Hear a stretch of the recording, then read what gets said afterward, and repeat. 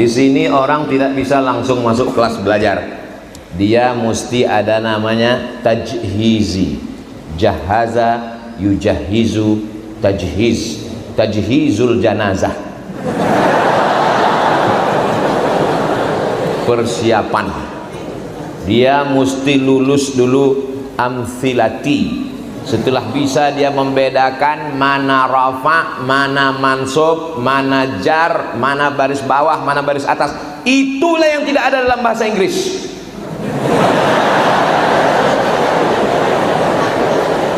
Ada.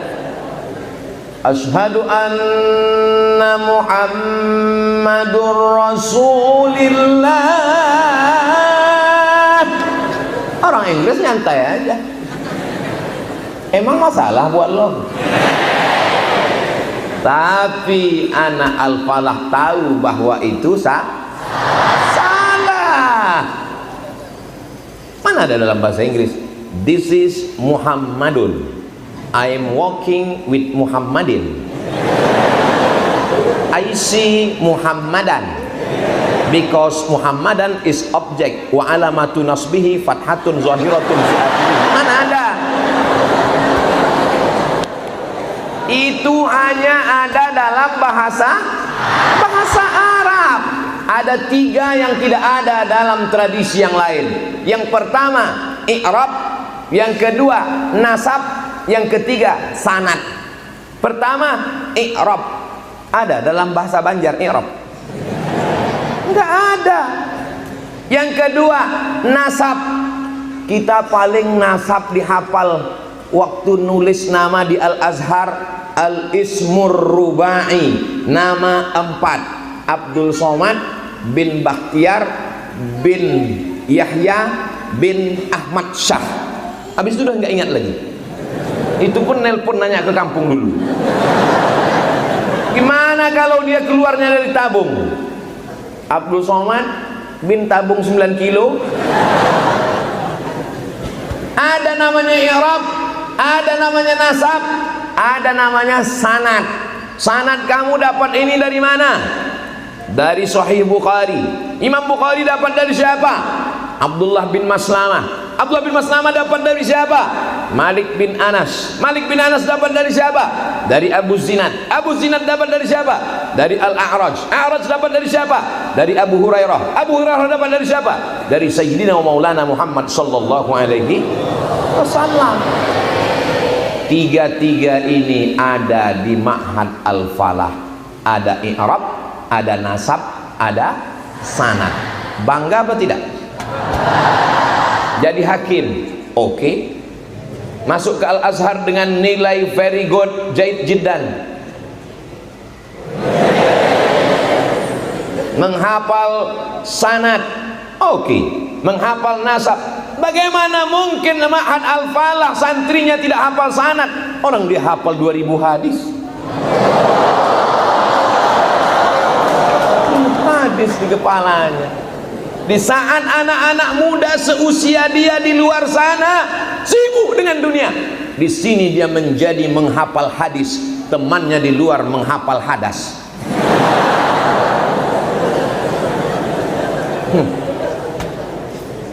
Memang gayanya sarungan, bajunya koko, pecinya putih. Dibilang orang dia kampungan, tapi prestasinya luar negeri. Ente gaya celana jeans sobek, pakai anting, bahasa Inggris 0, bahasa Arab apalagi, isi kepala game online PlayStation, masih masuk neraka jahanam. Oleh sebab itu maka saya sedang berada di tengah anak-anak yang prestasinya luar biasa, tapi adab sopan santunnya juga luar biasa. Tadi waktu saya masuk di pintu gerbang, saya perhatikan, emak-emak semua yang masuk. Cuman saya nggak ngomong, saya dalam hati aja. Terus saya tengok di jalan cuma 2 baris santri.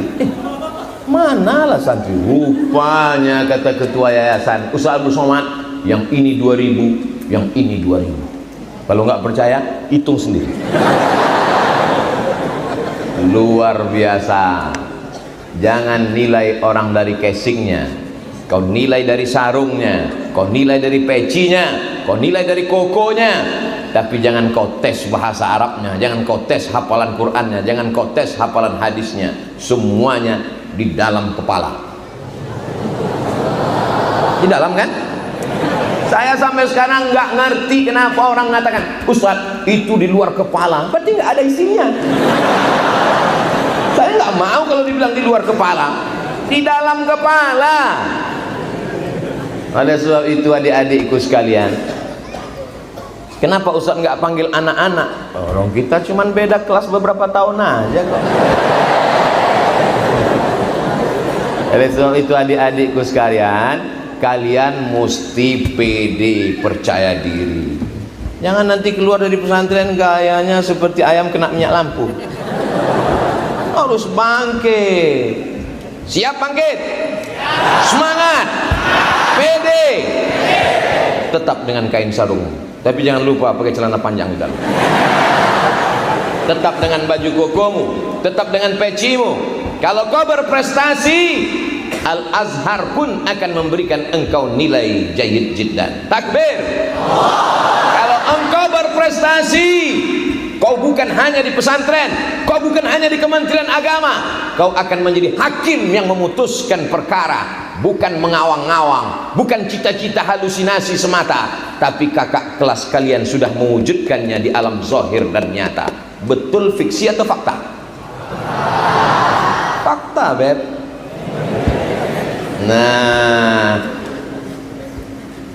anak pesantren ini otaknya selamat dari perempuan. Betul? Mana bisa dia melihat perempuan? Ada tembok Berlin di antara kita. Mana bisa ngelihat? Tembok dipasang pas seukuran kepala. Mana bisa ngelihat? Paling dikit-dikit ngintip,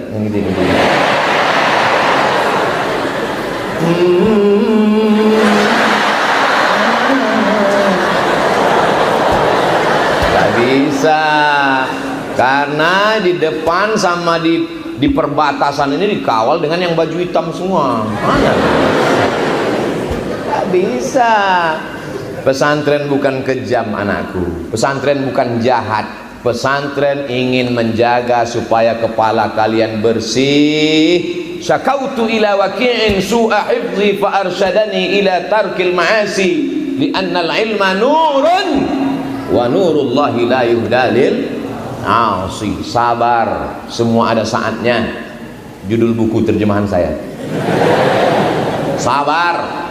Selesai kau tamat dari pesantren ini, kalau kau mau ke Mesir ikut jejak Ustadz Saiful Rahman Barito, silakan. Kalau mau kau menjadi hakim masuk fakultas hukum, silakan. Kau mau melanjutkan ke ITB Bandung, silakan. Kau masuk ke IPB Bogor, silakan.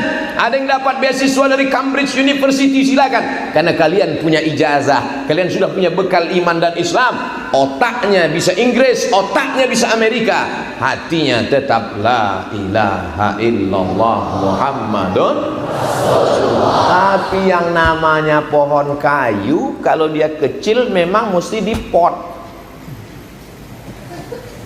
Ini pohon kayu kan?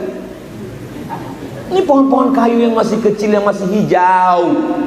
Kalian mesti tinggal di pot dulu 7 jam, 7 tahun, 7 hari dalam sepekan. Nama potnya pot Al-Falah. Nanti setelah batangnya kokoh kuat, maka kalian silakan keluar seperti pokok kayu yang tidak pakai pot lagi. Paham? Bilang aja paham. Nanti setelah kalian kuat, gagah perkasa, kalian akan menjadi pohon rindang, batang kayu tempat bersandar, daunnya tempat bernaung, akarnya tempat bersila, buahnya dinikmati orang. Itulah dia pohon kayu alumni Al-Falah. Amin. Maka sementara dalam pot ini sabar-sabar aja dulu, sabar-sabar. Karena kalau kalian pohon kecil langsung dibawa keluar, langsung ditanam keluar, 2 hari mati. Dia mesti disiram. Akarnya mesti dijaga, kalau tidak dimakan cacing gila. Batangnya mesti dijaga, kalau tidak nanti datang anak-anak kecil dia patahkan. Daunnya mesti dijaga, ini daunnya ini pucuk yang hijau akan dimakan ulat. Ulat paling suka menyerang pucuk. Nah, oleh sebab itu kalian ini adalah nanti setelah tamat kalian akan terbang seperti kakak-kakak kelas kalian dulu. Saya dengan kakak kelas kalian naik kapal pesawat terbang kami dari Jakarta 4 September 98. Nama pesawatnya Royal Jordan Airlines. Hebat nggak pesawat Royal Jordan Airlines? Hebat. Kenapa Ustaz bilang hebat? Itulah tiketnya yang paling murah. Transitlah kami di ibu kota Yordan. Nama ibu kotanya Amman. Sampai di sana kami pun menginap di Hotel Alia. Masya Allah. Masuk ke dalam hotel, pencet keluar air mandi, rupanya salah pencet, air panas. Jadi orang-orang di luar tuh nggak ada yang tahu. Kami keluar macam bisnismen muda lah. Pakai topi, pakai baju, keluar mau sarapan pagi, ngeliat nggak ada soto Banjar, roti panjang dikasih putih seperti es krim, pas di rupa rasanya macam susu basi. Susu basi. Pokoknya yogurt, YOGURT, yogurt, susu basi. Ada hijau-hijau, biru muda, ambil sendok banyak, seperti anggur, pahit, rupanya zaitun. Saya tengok wajah teman saya, tak ada yang bahagia. Terpancar dari wajah mereka, dari tatapan matanya, ku tahu memang kau mencari lontong sayur, brother. Saya slow aja. Saya belah roti panjang roti, saya belah, saya ambil isinya, kulitnya saya buang, isinya yang lembut itu saya celup pakai susu, itu saya makan. Allahumma barik lana fi ma razaqtana. Kawan saya nengok, semuanya ikut saya. Yang paling bisa bertahan hidup adalah yang bisa menyesuaikan dengan keadaan. Bukan hadis Nabi, dapat dari grup WhatsApp. Kalau dipertahankan dia lapar, makan aja roti gandum, ada susu, tuang, selesai, masuk naik pesawat, pakai jas, pakai dasi, pakai blooper, pakai jaket, sampai ke Kairo. Begitu keluar turun dari airport, dari pesawat, Masya Allah, macam pejabat-pejabat itu. Begitu setengah jam berkeringat, rupanya musim panas. Salah berita, sangka musim dingin. Tertulislah di pintu, ihbitu Misra fa innalakum ma sa'altum. Turunlah kamu ke Mesir, kamu akan mendapatkan apa yang kau cari. Semua ada, dari mulai Musa sampai Fir'aun. Saya tidak paksa adik-adikku untuk ikut kami. Mau ke Mesir silakan. Kalau enggak kau Mesir, ya enggak paksa. Makanya banyak orang tua yang nelpon saya, Ustaz Abdul Somad, saya ingin anak saya dikirim ke Mesir. Yang mau ke Mesir bapak apa anaknya? Saya apa Ustaz? Kalau gitu bapak aja pergi. Kita tidak bisa paksa anak-anak kita sesuai kemauan dia masing-masing. Ada di antara anakku yang memang mau ke Mesir, silakan. Tapi yang tak ada mau ke Mesir, kita tanya, kau mau kemana? Aku mau ke Amerika Pak Ustadz. Yang memotivasi kamu ke sana apa? Donald Trump.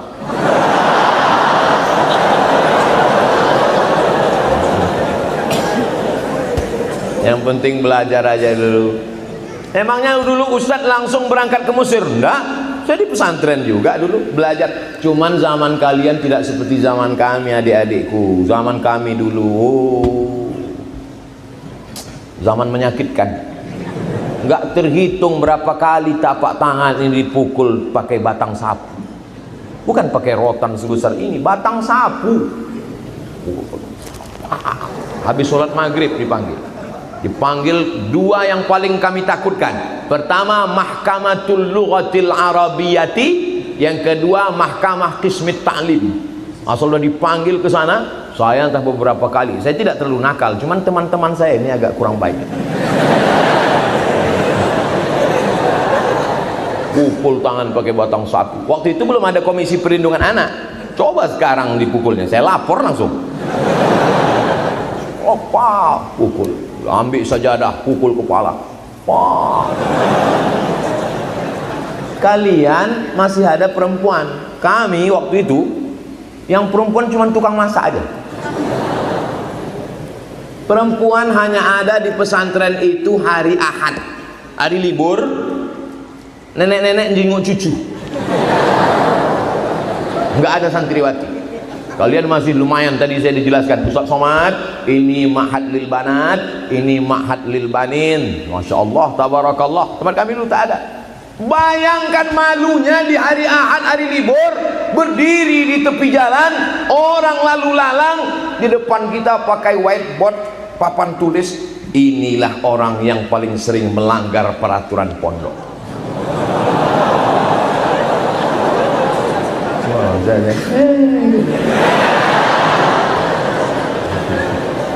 Tapi ternyata adik-adik, ternyata hebatnya pondok, di dalam hukuman itu pun ternyata ada pelajaran bermakna.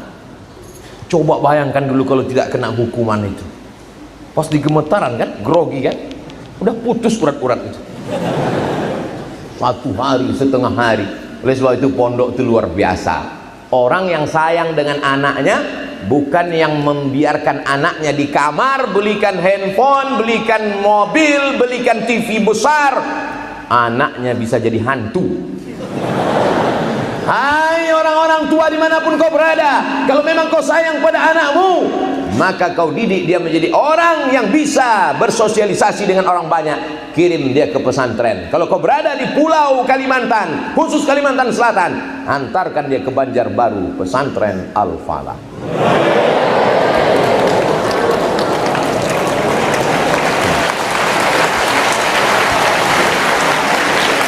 Aku sudah sampaikan ya Allah, aku sudah sampaikan ya Rabb, sehingga aku nanti tidak dituntut lagi di padang mahsyar. Kalau ada anak umat Islam yang mati sakau, ada umat Islam yang anaknya mati karena lem kambing,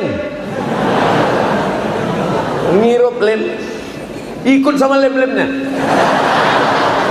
mati. Aku sudah tidak bersalah lagi karena sudah kusampaikan ya Allah. Salah Abdul Somad, kenapa kau sampaikan hanya di pesantren Al-Falah? Al-Falah ini akan ditonton di channel Ustadz Abdul Somad Official. Subscribe, like and share. Oleh sebab itu maka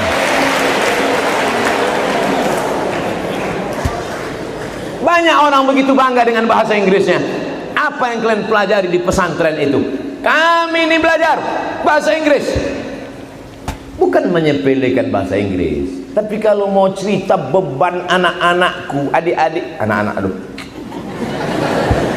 nahwu, sorob, balaghah, ma'ani, bayan, setimpal enggak itu dengan I'm going to the school? Go, going, gone. Cuma 3 kan? Go, going, gone, goes. Cuma 3, cuma 4. Go, goes, going, gone. Bayangkan dengan bahasa Arab. Dhahaba, dhahaba, dhahabu, dhahaba, dhahaba, tadhab, tadhab, tadhabtu, madhabtu, madhabtu, madhabtu, madhabtu, madhabtu, madhabna. Kenapa itu? Itu baru fi'il madinya, belum mudhari'nya. Yadhabu, yadhabani, yadhabani. Yadhabu, yadhabani, yadhabuna. Tadhabu, tadhabani, yadhabna. Tadhabu, tadhabani, tadhabuna. Tadhabu, tadhabina, tadhabna. Adhabu, nadhabu. Belum lagi hurufnya. Hurufnya paling I tell to you, I tell you. T. Ada to dalam bahasa Inggris. I am talking about. Tidak ada. Lalu kenapa bahasa Inggris yang menjadi bahasa internasional? Karena yang paling banyak menjajah dunia ini adalah Inggris. Bukan karena bahasa itu paling hebat, Karena penjajahanlah maka dia menjadi bahasa internasional. Jadi kenapa kalian mesti tidak pede dengan bahasa Arab? Bahasa Arab bahasa yang dipakai oleh makhluk paling mulia Sayyidina wa Maulana Muhammad sallallahu alaihi wasallam. Andai hidup Nabi Muhammad sallallahu alaihi wasallam sekarang, walaupun jarak kita dengan beliau 1442 tahun, datang beliau ke Al-Falah hari ini, bisakah kita berbicara dengan Nabi Muhammad? Bisa apa tidak? Bisa. Paling tidak yang bisa kita tanya, man rabbukum? Semua anak-anak MDA, anak TK tahu menjawab itu. Man nabiyuka, man imamuka, man rabbuka. Yang paling simpel, sederhana pun kita tahu. Kalau banyak betul dia bertanya ke kita, apa akan kita jawab? Alam aqul laka innaka lan tastati'a ma'iya sabra. Oleh sebab itu maka kita mesti bangkitkan percaya diri kita. Ini baru poin yang pertama, prestasi pesantren.